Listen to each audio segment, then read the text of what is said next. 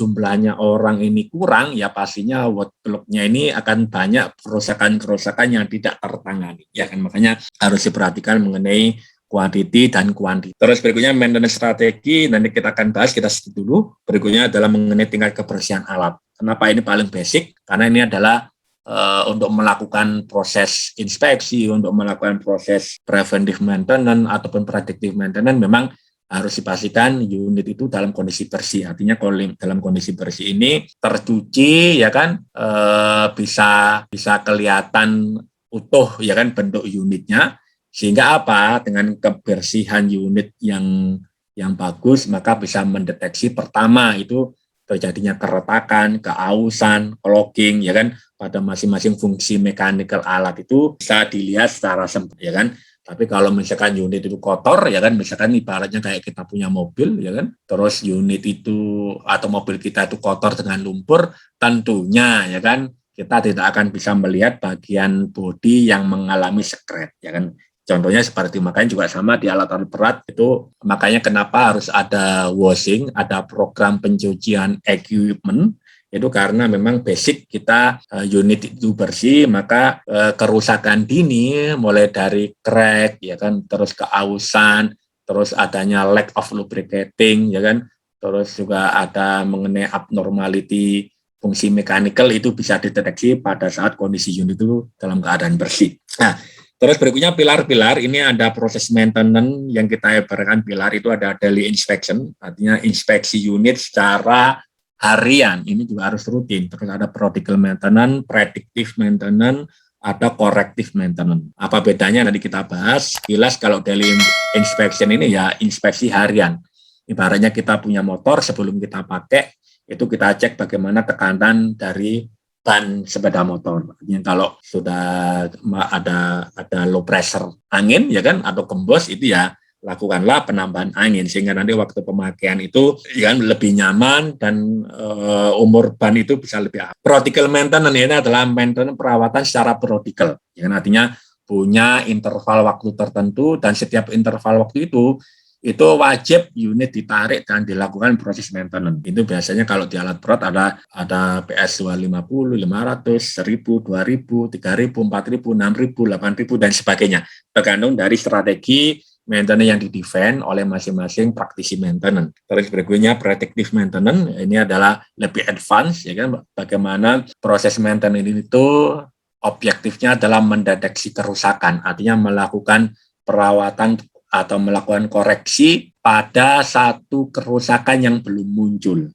ya kan, belum muncul, artinya baru gejala tapi sudah dilakukan proses perbaikan. Tentunya ini berbeda dengan korektif yang di sebelahnya. Kalau korektif ya ini koreksi, artinya setelah terjadi kerusakan baru dilakukan koreksi atau perbaikan. Berbeda dengan halnya kalau prediktif itu baru gejala, ya kan, belum fail, belum rusak, tapi sudah dilakukan perbaikan. Tentunya prediktif ini lebih advance, ya kan?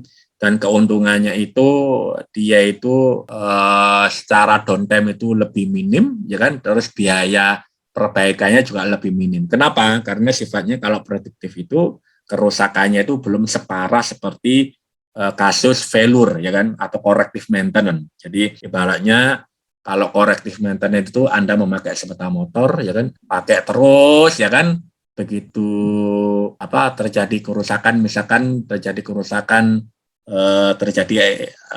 engine-nya itu sudah abnormal, misalkan keluar asap tebal, ya, atau semacam biru gitu, oli terbakar, ya kan, itu tentunya berbeda biayanya saat sebelum terjadi itu. Artinya kalau sudah terjadi kerusakan yang parah itu harus turun engine, bongkar engine, ganti semuanya, ya kan, ring piston dan sebagainya diganti.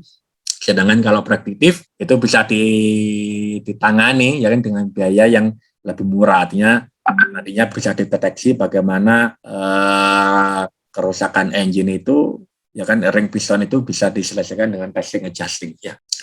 Nah, proses maintenance ini goalnya, ya kan, itu adalah mengenai availability, ya kan. Jika kita merunning pilar-pilar atau proses ini, tentunya kalau ini runningnya bagus, prosesnya bagus, maka output hasilnya, resultnya juga akan lebih optimum. Artinya tingkat kesiapan alat, ya, availability, durability atau ketahanan alat juga bagus. Terus cost-nya itu reliable, wajar. terus safety-nya itu juga dapat karena sifatnya pekerjaan yang prediktif ya kan, atau predictable atau daily inspection ini ya terplanning tentunya ya kan.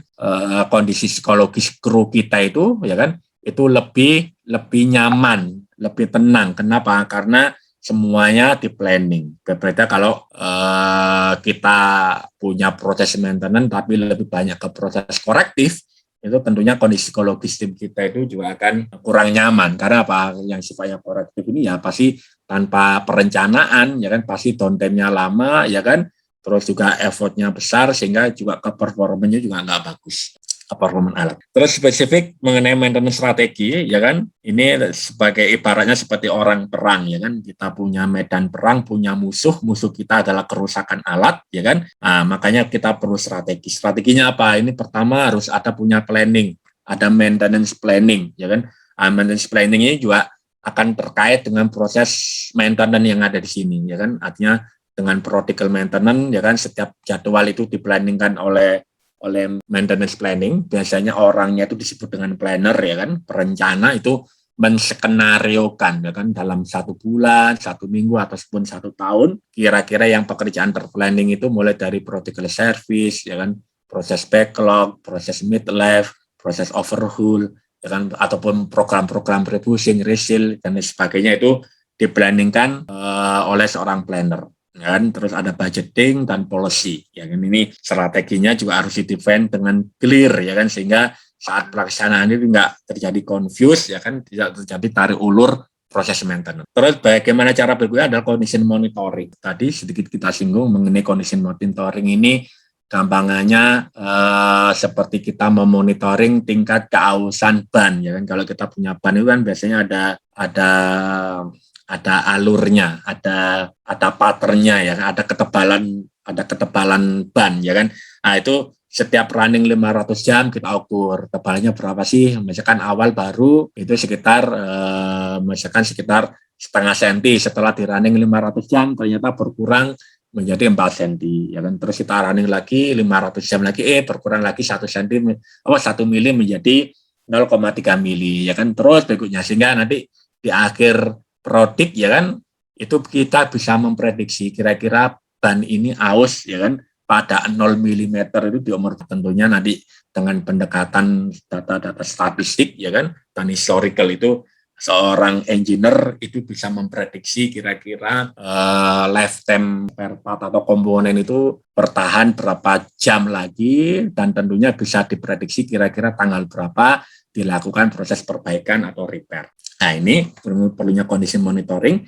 Terus backlog management system, ini adalah semacam sistem manajemen terhadap kerusakan yang bisa ditunda. Kadang-kadang memang perlu strategi bahwa setiap data kerusakan yang ditemukan pada satu equipment itu nggak mesti harus dilakukan pada waktu itu juga. Artinya kerusakan ditemukan terus dilakukan koreksi atau perbaikan. Enggak juga, ya kan. Kadang-kadang bisa ditunda pekerjaan maintenance dari hasil inspeksi yang dilakukan tim kita, ya kan, itu yang bisa ditunda-tunda ini dinamakan pada backlog management system. Artinya pekerjaan maintenance yang bisa ditunda. Berapa lama bisa ditunda? Ini perlu kemampuan technical analysis. Artinya ada kerusakan itu bisa ditunda sampai 2 minggu, ada 4 minggu, ada 1 bulan, 2 bulan. Nah, tentunya ini kembali lagi kita perlu kru atau teknisi yang benar-benar kompeten, ya kan, dalam menaksir kira-kira kerusakan itu bisa bertahan berapa lama. Nah, ini dinamakan pada backlog management system. Terus ada komponen exchange atau comeback management, ini sebagai support terhadap prematur fail atau prematur fail komponen ataupun komponen yang terschedule. Artinya satu unit itu tadi kita sudah sampaikan ada major komponen, ya kan, itu biasanya major komponen itu ada backup rotatable komponen yang kita istilahkan dengan komponen exchange, ada yang menyebut sebagai rotatable komponen, ada yang nyebut sebagai swing komponen. Nah, macam-macam penyebutannya. Intinya adalah spare komponen yang tersedia di job set yang nantinya itu bisa di-prepare atau disiapkan untuk penggantian komponen yang mengalami kerusakan, ya kan. Terus berikutnya maintenance integrating system, ini yang tadi sedikit kita singgung mengenai computerized maintenance management system, ini perlu, ya kan.